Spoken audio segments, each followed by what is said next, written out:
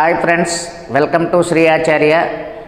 ఒక్కసారి చూడండి అమ్మా, ఈ కాంపిటేటివ్ ఎగ్జామ్స్లో ఫిజిక్స్ నుంచి ఫండమెంటల్ యూనిట్స్ ప్రాథమిక రాశులు. ఈ ప్రాథమిక రాశులు అనేవి ఇండివిజువల్ స్వతంత్రమైనవి, దేని మీద డిపెండ్ అవ్వు.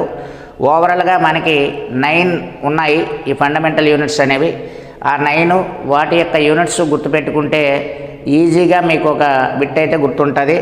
ఒకటి, మొదటిది లెంత్, పొడవు. ఈ పొడవుకు ప్రమాణాలు మీటర్. రెండోది మాస్, ద్రవ్యరాశి, దీనికి యూనిట్స్ కిలోగ్రామ్.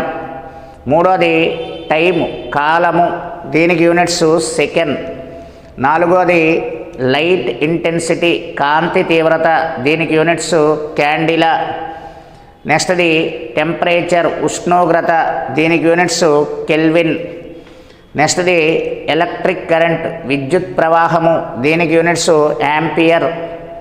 అలాగే నెక్స్ట్ది క్వాంటిటీ ఆఫ్ మ్యాటర్, పదార్థ పరిమాణము, దీనికి యూనిట్స్ మోల్.